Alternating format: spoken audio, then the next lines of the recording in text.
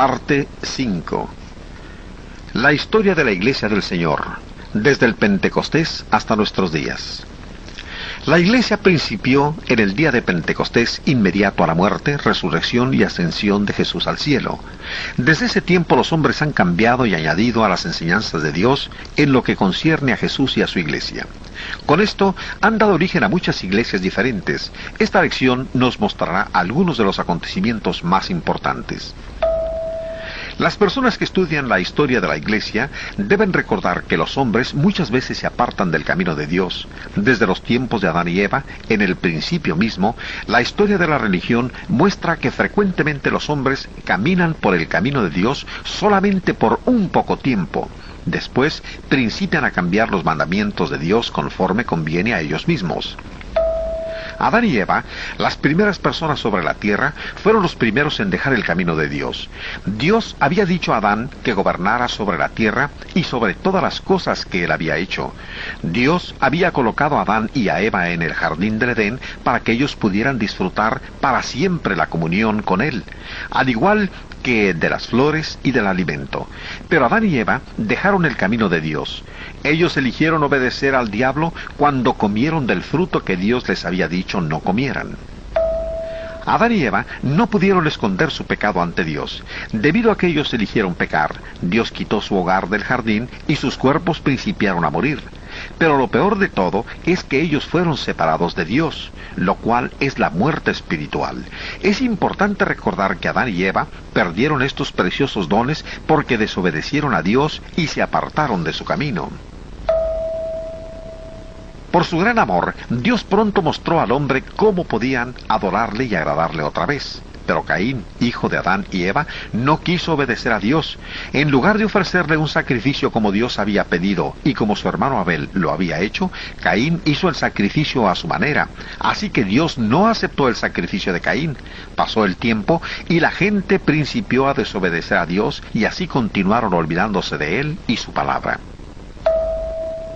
En los tiempos de Noé, ya casi toda la gente se había apartado del camino de Dios. La gente era tan mala que Dios había decidido destruirlos a todos, cubriendo la tierra con agua. Pero Noé y su familia continuaban caminando en el camino de Dios, así que Dios le dijo a Noé que construyera un gran barco en el que él y su familia se salvaran del diluvio. Aquellos que perecieron en el diluvio habían sido advertidos por el Señor a través de la predicación de Noé, mas ellos habían rehusado arrepentirse y volver al camino de Dios. Al decir lo que ellos querían hacer en lugar de obedecer a Dios, sellaron su propio destino. Noé y su esposa, sus 3 hijos y sus esposas, fueron salvos de las aguas del diluvio. Al salir del arca, se encontraron en un mundo acabado de limpiar. Ellos fueron salvos porque creyeron y obedecieron a Dios. Dios puso el arco iris por señal para todos los hombres de que nunca más destruiría la tierra con agua. Él le dijo a Noé y a su familia que tuvieran hijos y poblaran la tierra. Pero pronto los moradores de la tierra, los descendientes de Noé, decidieron que su camino era mejor que el camino de Dios y principiaron a construir una torre muy alta. Querían juntarse en un solo lugar y convertirse en un grupo poderoso. Pero Dios castigó su desobediencia. Él los hizo que hablaran en lenguas diferentes para que no pudieran entenderse unos con otros y tuvieron que dejar de construir la torre. La gente se extendió por sobre toda la tierra, pero continuaron desobedeciendo a Dios. Como en los días de Noé, Dios nuevamente miró hacia abajo al mundo de la maldad y escogió a un hombre que le amaba y le obedecía. Dios prometió a Abraham que él sería el padre de una gran nación. Nosotros conocemos hoy esta gente con el nombre de israelitas o judíos. También le dijo a Abraham que por medio de él y sus descendientes todo el mundo sería bendecido. Esta promesa se cumplió muchos años después por medio de Jesús, quien fue uno de los descendientes de Abraham. Recordemos que estas promesas fueron dadas a un hombre que seguía el camino de Dios. Pocas generaciones después, el pueblo que descendía de Abraham fue liberado de la esclavitud por Moisés. Moisés es otro buen ejemplo de un hombre que anduvo en el camino de Dios. Cuando los israelitas eran esclavos en Egipto, Dios escogió a Moisés para que ayudara a libertar a su pueblo. Mientras los israelitas eran conducidos a la libertad, decidieron, una vez más, no seguir el camino de Dios. Al mismo tiempo que Moisés estaba en el monte Sinaí recibiendo la ley de Dios, ellos hicieron un becerro de oro para adorarlo como a su Dios. Esta era una violación franca de la voluntad de Dios. En el camino de Dios, la gente debe adorarle a Él solamente. Adorar cualquier otra persona o cualquier otra cosa es pecado. Moisés oró a Dios pidiéndole perdón para aquellos del pueblo de Israel quienes estaban arrepentidos por haberse postrado ante el becerro. El segundo mandamiento de la ley de Dios prohíbe claramente el uso de imágenes en la adoración. No te harás imagen ni ninguna semejanza de lo que esté arriba en el cielo, ni abajo en la tierra, ni en las aguas debajo de la tierra. No te inclinarás a ellas. Éxodo 20, 4 y 5. Mientras que Moisés estaba en el monte, Dios le dio también planes detallados para construir una tienda especial donde el pueblo de Israel pudiera adorarle. Esta tienda fue llamada el tabernáculo. Moisés siguió el camino de Dios y construyó el tabernáculo exactamente como se le había dicho. Dios dio también a su pueblo reglas especiales para la adoración. También le dijo dónde obtener el fuego para usarlo en ciertos ofrecimientos.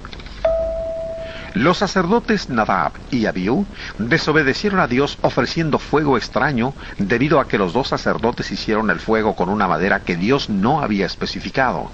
Él los destruyó y todos vieron que el camino de Dios debía ser respetado. Durante los 40 años que Moisés guió a los israelitas en el desierto, una y otra vez el pueblo desobedeció a Dios, por lo que antes de morir, Moisés convocó a los israelitas a una reunión y los estimuló a guardar la ley de Dios. Moisés advirtió al pueblo que si ellos dejaban el camino de Dios, muchos males les sucederían, pero cuando guardaron la ley de Dios, tendrían una vida llena de felicidad. Dios dio una ley para ayudar a su pueblo. Él conoce nuestras necesidades mejor que nosotros mismos, ya que es nuestro Creador. Después que murió Moisés, Dios dio la tierra de Canaán a los israelitas. Esta era la tierra que Él les había prometido. El pueblo recibió ciudades que ya habían sido edificadas y campos que ya habían sido cultivados y plantados. Durante el tiempo que el pueblo obedeció a Dios, Él siguió bendiciéndolos y protegiéndolos. Pero pronto el pueblo de Dios principió a adorar dioses falsos. Esto nos muestra nuevamente lo rápido que los hombres se olvidan del camino de Dios. Pero Él continuaba amando a su pueblo. Envió profetas para reprenderlos de sus pecados y advertirles de las consecuencias. Pero la mayoría de los israelitas rehusaron arrepentirse. Después de una larga historia de separaciones del camino de Dios, los israelitas fueron arrastrados de sus hogares en la tierra de Palestina a tierras extrañas, en donde sirvieron como esclavos de sus enemigos. Su tierra quedaba sin cultivarse y su templo destruido. Dios había sido misericordioso y paciente. El pueblo solamente podía culparse a sí mismo de sus terribles sufrimientos. Dios continuó amando a su pueblo, aun cuando ellos estaban en el exilio. Una vez más, Dios envió profetas para animarlos y conducirlos de regreso a Él. Por ejemplo, el profeta Ezequiel predicó al pueblo acerca del amor de Dios y los días bonancibles que vendrían. Algunos del pueblo escucharon, pero muchos continuaron sin arrepentirse. Por esto, los israelitas continuaron siendo esclavos por muchos años. Otro profeta que Dios envió a su pueblo durante el cautiverio fue Daniel. Él oraba porque los israelitas regresaran a Dios y fueran restaurados a sus hogares en la tierra prometida. Finalmente, muchos de los judíos se arrepintieron. Más tarde, Dios dio el poder a otra nación, la cual permitió al pueblo regresar a su tierra natal. Aproximadamente 400 años después de que los judíos habían regresado a sus hogares, Dios envió a Jesús para conducir a la nación judía y a todo el mundo de regreso a Él. Juan el Bautista señaló a Jesús y dijo: «He aquí el Cordero de Dios que quita el pecado del mundo». Juan 1:29. El ministerio de Jesús tuvo su principio entre los judíos. Pero otra vez los judíos desobedecieron a Dios. No quisieron recibir a Jesús, el Hijo de Dios, sino que lo crucificaron. Ellos creyeron que matando a Jesús terminarían con él y con sus seguidores para siempre. Sin embargo, ni aun la muerte podía detener al Hijo de Dios. Dios lo levantó de entre los muertos.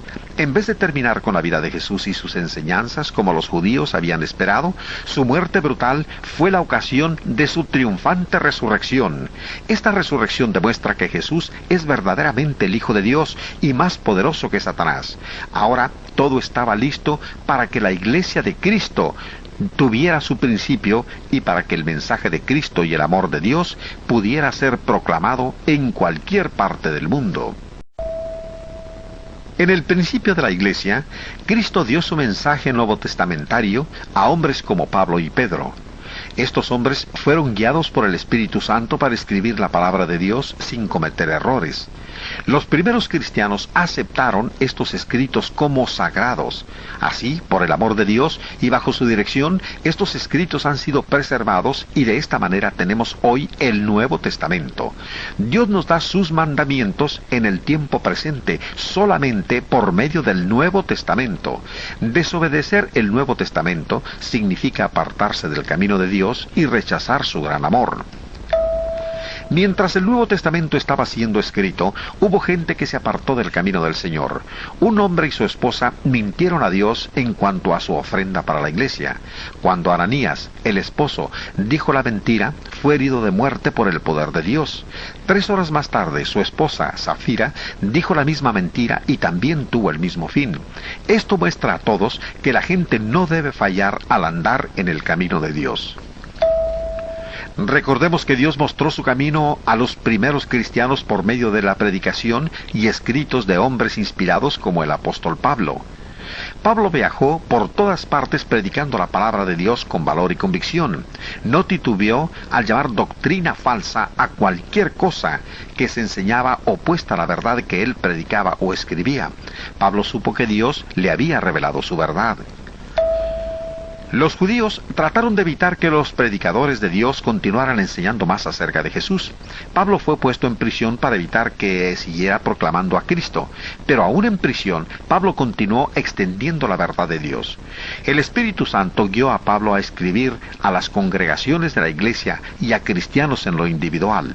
Pablo recomendaba que estos escritos fueran leídos en las congregaciones y aceptados como autoridad final. Él sabía que el Espíritu de Dios estaba guiándolo para escribir la verdad de Dios. Pablo escribió a la iglesia en Galacia: «Mas si aun nosotros o un ángel del cielo os anunciare otro evangelio diferente del que os hemos anunciado, sea anatema». Como antes hemos dicho, también ahora lo repito: si alguno os predica diferentes evangelios del que habéis recibido, sea anatema. Gálatas 1, 8 y 9.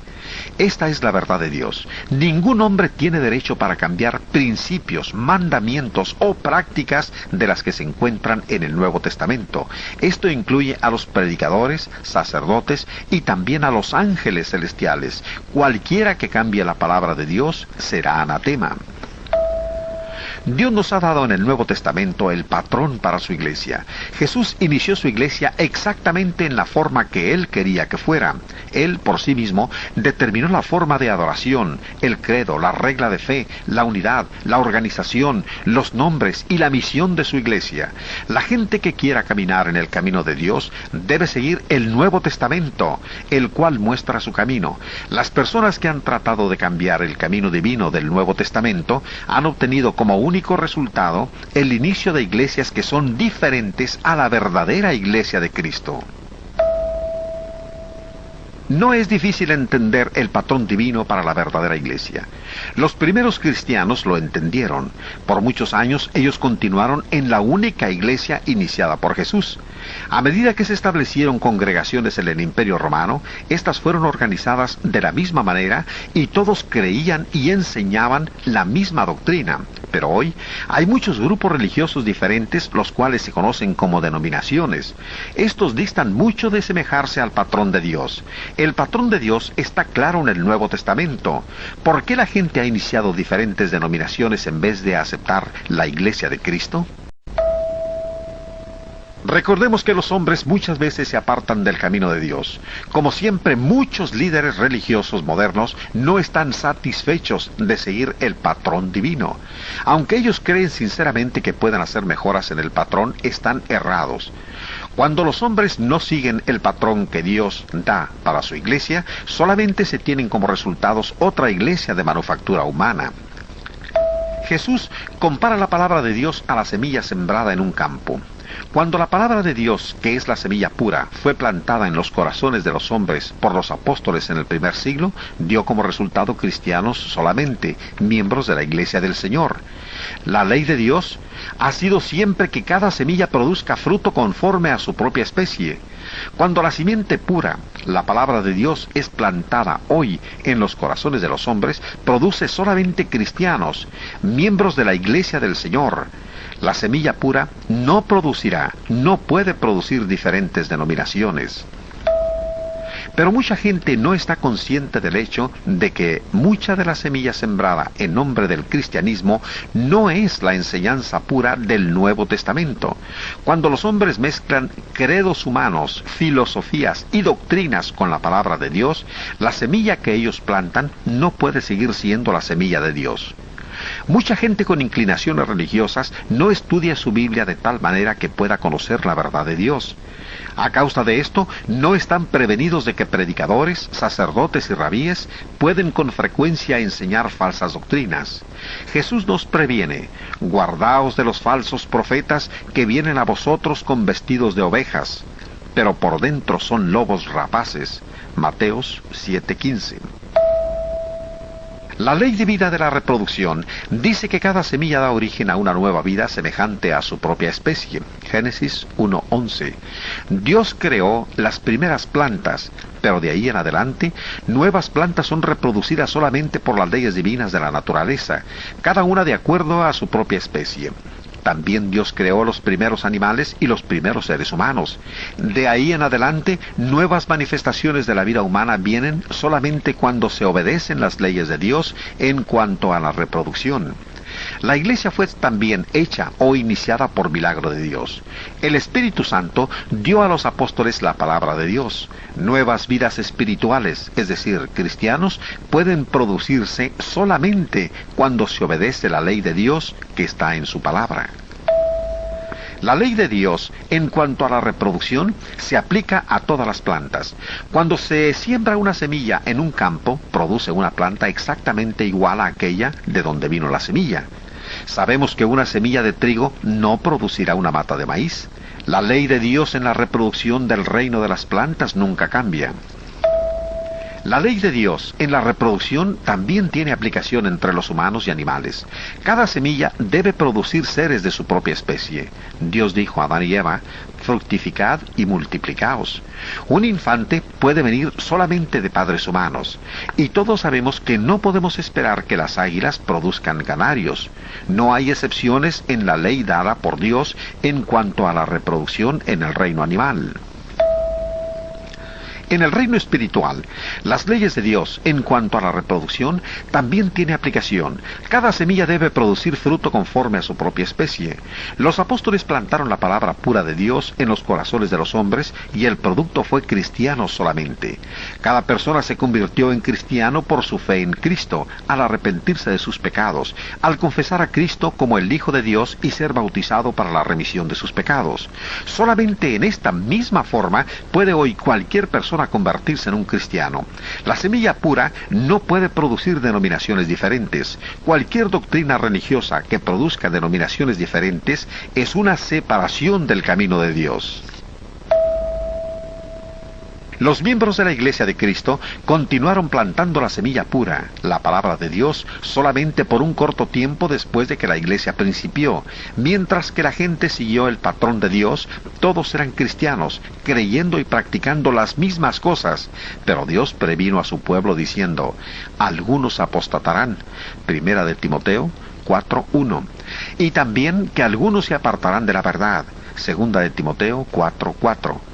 Jesús había advertido, guardaos de los falsos profetas, pero aún así, Pablo encontró ya en su tiempo que algunos querían pervertir el Evangelio. Gálatas 1:7.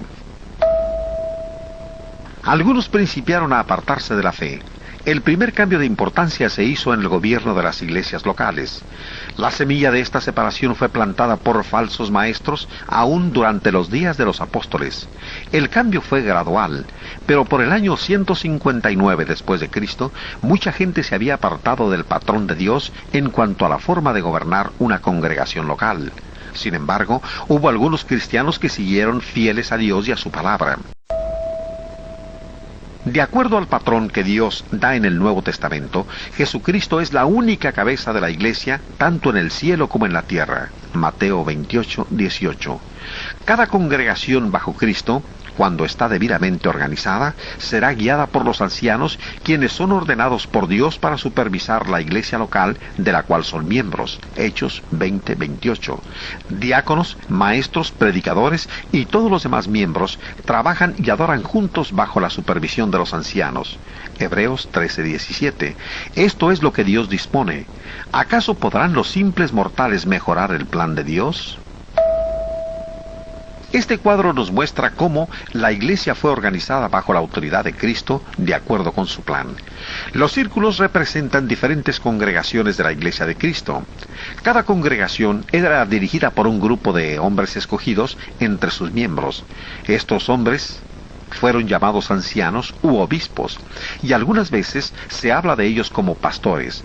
Todavía en nuestros días, los ancianos de una congregación tienen como deber proporcionar dirección para el rebaño y buenos ejemplos para ser seguidos. Ellos deben dirigir sin enseñorearse del pueblo de Dios. Tampoco debe un anciano ser exaltado sobre los demás. Poco después de haber muerto todos los apóstoles, los hombres principiaron a considerar a un anciano mayor que los demás. Ellos llamaron a este anciano el obispo. Este principio, aparentemente inocente, dio origen a una lucha por el poder entre los dirigentes de la iglesia. Opuesto a las enseñanzas de Cristo, los obispos en forma individual principiaron a presidir sobre varias congregaciones en un distrito al cual ellos llamaron diócesis. Con el tiempo, estos llamados obispos, dentro de ciertas regiones, comenzaron a reunirse para discutir problemas que les afectaban a todos. Estas reuniones inocentes en un principio, pronto vinieron a ser lugares donde los líderes religiosos, sin ninguna inspiración divina, hicieron reglas humanas y declaraciones doctrinales para ser impuestas sobre las iglesias. Estas leyes eclesiásticas eran doctrinas y mandamientos de hombres, mas no eran las de Cristo y sus apóstoles. El primer credo humano fue dado. Estos obispos y sus sucesores continuaron aumentando su poder sobre las congregaciones. Finalmente decidieron escribir en una declaración formal lo que ellos requerían que la gente creyera y cómo la iglesia debía ser dirigida. En el año 325 se reunieron en un lugar llamado Nicea y escribieron el primer credo de manufactura humana, el credo de Nicea. Un credo humano está formado por ideas de hombres en cuanto a lo que las personas deben creer y hacer en la religión. Pero Jesús y sus apóstoles ya habían dicho todo lo que los hombres deben creer y hacer para ser salvos. Por lo tanto, el credo de Nicea no pasa de ser un credo humano y no la palabra de Dios. Una vez más, los hombres estaban poniendo sus propias ideas sobre las ideas de Dios. El credo de Nicea fue el primer credo humano que recibió la aceptación general de los dirigentes religiosos en todo el Imperio Romano.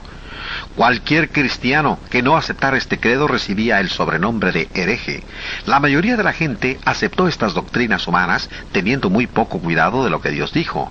Los concilios eclesiásticos continuaron aumentando su poder hasta que la gente finalmente aceptó un concilio general de alcance mundial como autoridad sobre la iglesia. Esto abrió el camino para que más tarde se nombrara un papa. La gente estaba cada vez más apartándose del patrón original que Dios dio para su iglesia, pero hubo algunos que continuaron andando en el camino de Dios, no estuvieron dispuestos a aceptar credos humanos. El emperador romano Constantino convocó a un concilio para escribir el credo de Nicea. En este tiempo, él todavía no era cristiano, pero simpatizaba con la iglesia y tenía mucha influencia sobre los líderes de esta. Para ayudar a la iglesia, Constantino ordenó que se escribieran a mano 50 copias de la Biblia. Sin embargo, los cristianos no siempre han disfrutado de la simpatía del gobierno oficial. Por ejemplo, antes de que Constantino fuera emperador, los cristianos eran odiados y martirizados hasta la muerte con la ayuda de los gobernantes. El pueblo romano fue testigo de la muerte de muchos cristianos. Jesús había prometido estar con su pueblo hasta el final, por lo que muchos de los cristianos murieron sin miedo. Constantino había notado la serenidad con que los cristianos aceptaban la muerte. Por esto, Constantino llegó a la conclusión de que el amor de Jesús debía ser muy poderoso, puesto que fortalecía a los cristianos para enfrentarse a la muerte con confianza. Él pensó que tal poder sería muy bueno para su imperio.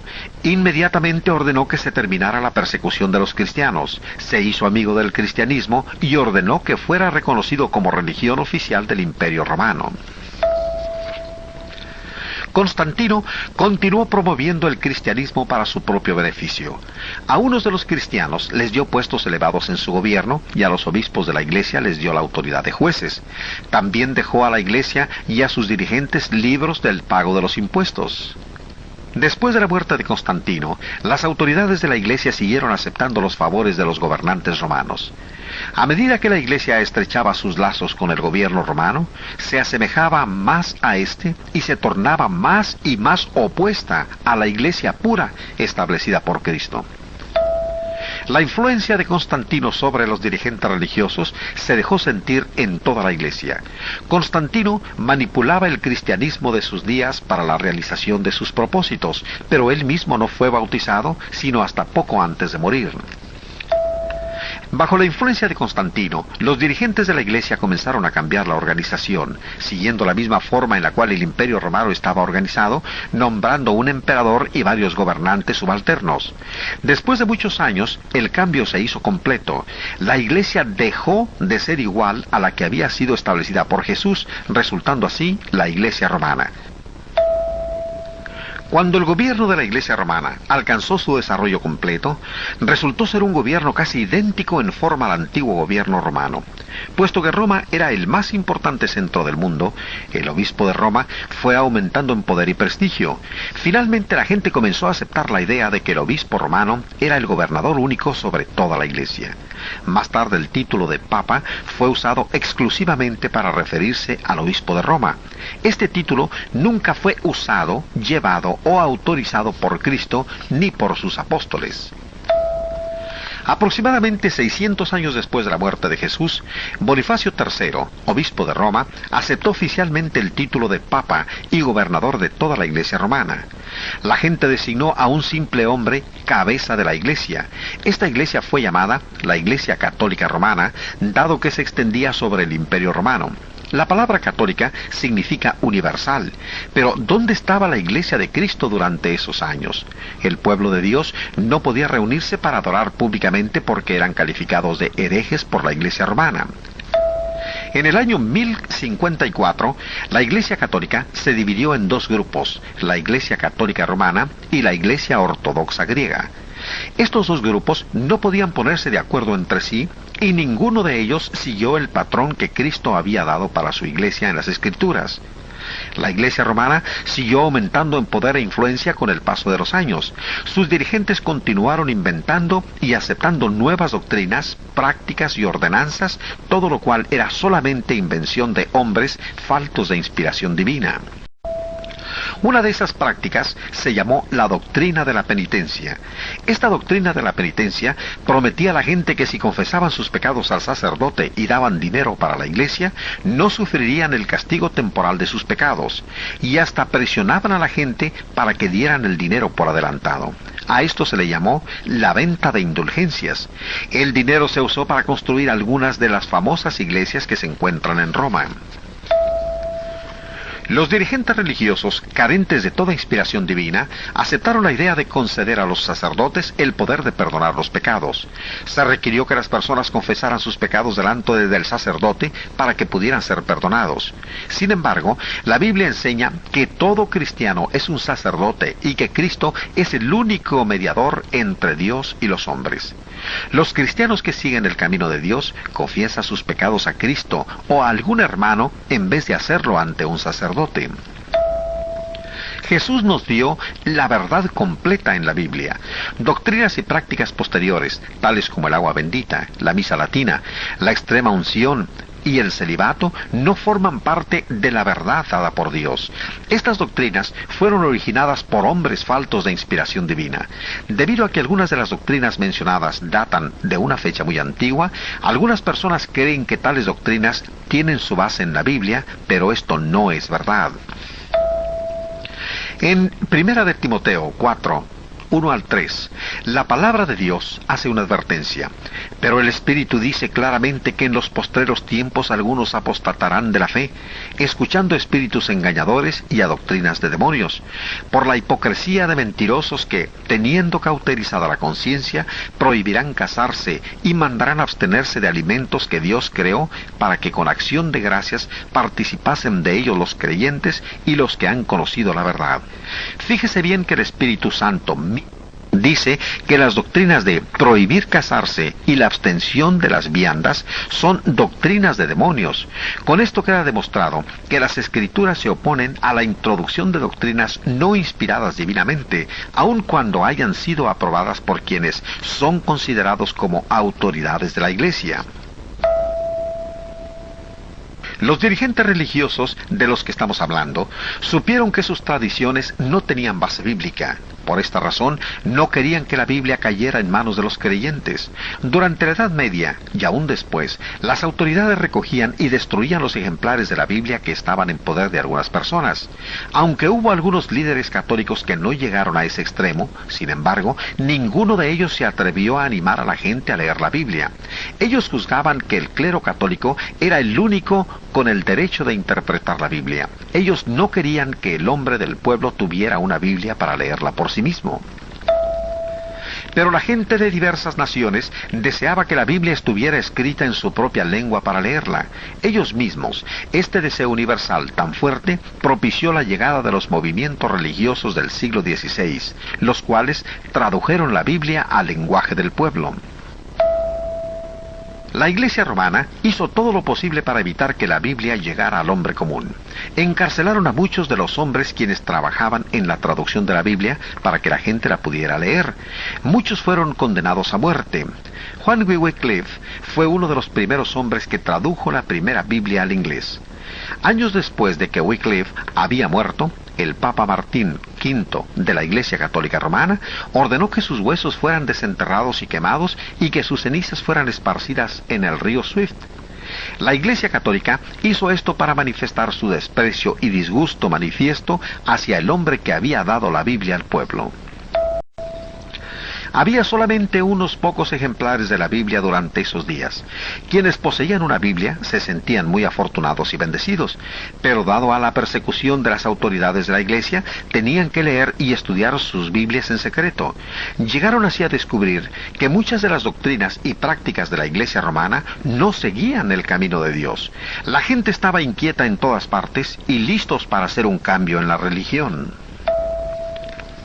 A principio del siglo XVI, un sacerdote católico de nombre Martín Lutero instó, sin éxito, a los dirigentes de la Iglesia Católica para reformar la Iglesia. Él retó a los eruditos católicos para debatir con él cualquiera de las 95 proposiciones en las que se señalaban los errores del catolicismo. Poco después Lutero fue expulsado de la Iglesia Católica, pero continuó con su campaña de reforma. Más tarde otros se unieron a su empresa. A pesar de la oposición de las autoridades de la Iglesia romana, Lutero tradujo la Biblia al alemán, el idioma de su pueblo. Él dio la Biblia a su pueblo porque creía que la Biblia, y no la Iglesia, era la fuente de la verdad divina. Él quería que todos tuvieran la oportunidad de leer la Biblia por sí mismos. Lutero estaba tan ensimismado en la reforma de la Iglesia católica que no pensó en la restauración de la Iglesia del Nuevo Testamento, la que Jesús había establecido cientos de años antes del catolicismo. Tampoco tenía Lutero la intención de empezar una nueva iglesia. Sin embargo, Lutero y sus seguidores pronto fueron llamados para hacer una declaración formal de sus enseñanzas. Esta se llevó a cabo en 1530 y la declaración es conocida como Confesión de Augsburgo. Después de la muerte de Lutero, sus seguidores continuaron proclamando sus enseñanzas. Mucha gente que había estado en desacuerdo con la tiranía del sacerdocio aceptó gustosa este nuevo credo. Una nueva era había dado principio, la cual es conocida en la historia como la Reforma Protestante. Debido a que los seguidores de Lutero protestaron en contra de las ventajas que en forma desigual eran dadas a los católicos por los gobernantes alemanes, fueron conocidos como protestantes. Cualquier iglesia protestante tiene al menos 500 años de antigüedad, al igual que la Iglesia católica. Estas vinieron a existir cientos de años después de que Jesús había principiado su iglesia. Pronto los seguidores de Lutero se llamaron a sí mismos luteranos, antes de que terminara el siglo XVI. El nuevo movimiento se había convertido en una organización religiosa diferente, conocido como la Iglesia Luterana. Estos cambios estaban en contra de las enseñanzas de Lutero. Debido a los principios que él había aprendido del Nuevo Testamento, Lutero y sus seguidores habían prometido no llamarse luteranos, sino cristianos solamente. Los luteranos rechazaron muchas de las doctrinas falsas de la Iglesia romana, acercándose en esta forma un poco más al camino de Dios. Sin embargo, siguieron manteniendo muchas enseñanzas y tradiciones católicas, aun cuando dichas enseñanzas no se encontraban en el Nuevo Testamento. El protestantismo, al igual que el catolicismo, fue un producto de la historia humana, pero nunca fue el resultado de las enseñanzas de Jesús y sus apóstoles. La Iglesia presbiteriana tuvo su principio en Escocia como resultado de un movimiento religioso previo que Juan Calvino había iniciado en Suiza. Calvino había huido de Francia a Suiza tratando de escapar de la persecución de la Iglesia romana. En 1536, Calvino publicó sus famosos estatutos de la religión cristiana como una defensa del protestantismo en Francia. Los seguidores de Calvino fueron conocidos en Suiza como la Iglesia Reformada, pero cuando este movimiento religioso se extendió en Escocia, llegó a ser conocido como la Iglesia Presbiteriana. Tanto Martín Lutero como Juan Calvino fueron hombres de mucho valor y de muy profundas convicciones.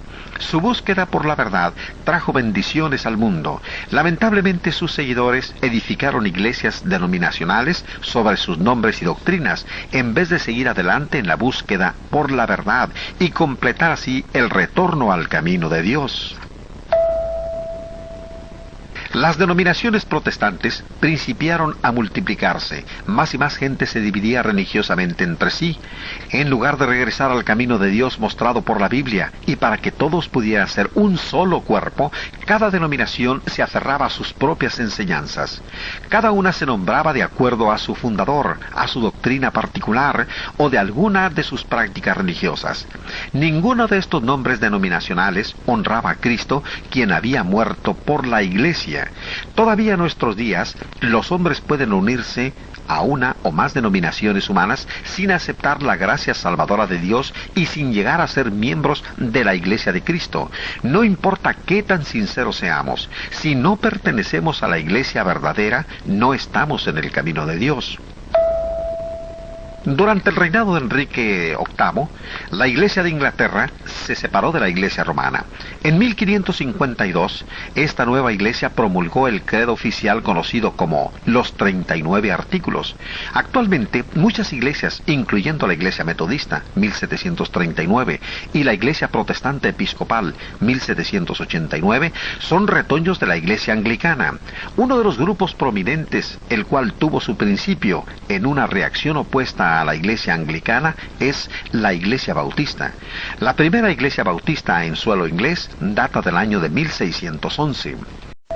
Hay tantas iglesias hoy de manufactura humana que los hombres han olvidado que Jesús construyó su iglesia exactamente como Él quiso cientos de años antes de que hubiera iglesia católica o que hubiera iglesias protestantes. Cuando la palabra de Dios, la simiente pura, es plantada en nuestros días, producirá solamente cristianos unidos en la iglesia única, establecido por Cristo mismo en el primer siglo. Puesto que las doctrinas humanas han sido mezcladas con la simiente pura, existen ahora más de 300 denominaciones. Algunos de los líderes de estas denominaciones han visto que las doctrinas humanas están equivocadas. Por lo tanto, no nos sorprende que hace algunos años muchos de los líderes principiaran a separarse de las ideas humanas y a retornar a las enseñanzas de Cristo. Ellos estaban dispuestos a dejar las iglesias de origen humano y a unirse en un solo cuerpo, la iglesia de Cristo. Estos líderes religiosos vivieron separados y en el principio no se conocían unos a otros. Sin embargo, participaban de un propósito común. Cada uno de ellos quería que la iglesia fuera exactamente igual como cuando fue establecida por Jesús. Ellos no principiaron una nueva denominación, estaban solamente conduciendo a las personas a las escrituras del Nuevo Testamento y a la iglesia original, la cual Jesús había establecido. En las diferentes denominaciones había gentes que todavía respetaban la Biblia como la palabra de Dios. La Biblia era la única base sobre la cual toda la gente religiosa podía estar unida bajo la autoridad de Cristo. ¿No creían todos ellos en el mismo Dios? El pecado de la división religiosa surgió, por lo tanto, no de la Biblia, sino de nombres denominacionales, credos y barreras, las cuales no se encuentran en la Biblia, pero que fueron introducidas por los hombres. La Biblia misma, la única esperanza para la unidad religiosa, fue ignorada por la mayoría de los líderes religiosos. Las divisiones continuaban porque la gente aceptaba solamente las partes de la Biblia en las cuales encontraban apoyo para los credos de su propia denominación. Pero algunos hombres sinceros, deseando seguir a Cristo, principiaron a recordar las palabras de Jesús: pues en vano me honran, enseñando como doctrinas mandamientos de hombres, y toda planta que no plantó mi Padre Celestial será desarraigada. Mateo 15, del 9 al 13. Mucha gente de diferentes denominaciones principió a darse cuenta que si los credos denominacionales, nombres y prácticas eran rechazadas, sus diferencias religiosas se desvanecían, colocando otra vez la planta de Dios como la autoridad suprema. Los cristianos podrían estar unidos en la iglesia del Señor, como en los días de los apóstoles. No solamente era razonable esta súplica, sino que aún más importante es la súplica de Cristo nuestro Salvador. Sigue siendo posible para todos los que verdaderamente aman a Dios regresar más allá de todo denominacionalismo hasta encontrar a Jesús, a su cruz, a su iglesia, la cual Él estableció siglos antes de que cualquiera de las denominaciones católicas o protestantes existieran. Este llamado que nos hace la Biblia no requiere que la persona tenga que someterse a los imperativos de persona alguna o de algún grupo religioso. Cada individuo debe voluntariamente dejar a un lado los nombres denominacionales, credos y prácticas las cuales son ajenas a la Biblia, y con valor y libertad apartarse de las enseñanzas de los hombres y regresar al camino de Dios revelado en el Nuevo Testamento. Por medio de sus enseñanzas, el Señor Jesús sigue en nuestros días dirigiendo a los hombres hacia la palabra de Dios, la Biblia. ¿Usted se ha puesto a pensar alguna vez cuál forma de adoración escogería Jesús si estuviera en la tierra? ¿Estaría realmente contento con todas las divisiones religiosas? ¿Se sentiría a gusto en una denominación en la que se honran credos, nombres y doctrinas de origen humano? ¿Cómo podría Jesús aprobar ahora las cosas por los hombres? Aún sabiendo Cristo de su agonía en la cruz, oraba suplicante por sus apóstoles y sus seguidores: Padre, mas no ruego solamente por estos, sino también por los que han de creer en mí por la palabra de ellos, para que todos sean uno, para que el mundo crea que tú me enviaste. Juan 17, 20 y 21. La oración de Jesús por la unidad de todos aquellos que creyeron en Él tuvo su respuesta en los días de los apóstoles, cuando todos los cristianos pertenecían a una misma iglesia. La oración de Jesús puede encontrar respuesta otra vez en nuestros días, si los hombres dejan aparte todos los elementos humanos que han sido introducidos en la religión y regresan al camino de Dios, como fue enseñado por los apóstoles y es revelado en el Nuevo Testamento. Nuestro resumen de la Biblia y de la historia de la Iglesia concluye con este pensamiento lleno de significado. En nuestros días, gente de todo el mundo está principiando a darse cuenta de la gran importancia por la unidad y del llamado de la Biblia a practicar el cristianismo puro del Nuevo Testamento. En cada una de las naciones, la gente que estudia el Nuevo Testamento, por sí, está arrojando los grilletes del denominacionalismo y de otras religiones humanas. Hombres de todas las naciones vienen a ser miembros del único cuerpo de Cristo, uniendo sus manos y sus corazones, adoran y trabajan para el Señor de acuerdo al camino de Dios. Permite que la palabra de Dios tome tu mano y te conduzca al cuerpo de Cristo. Tú también encontrarás el perdón a tus pecados, la paz para tu corazón, la comunión con Dios y la promesa de la vida eterna.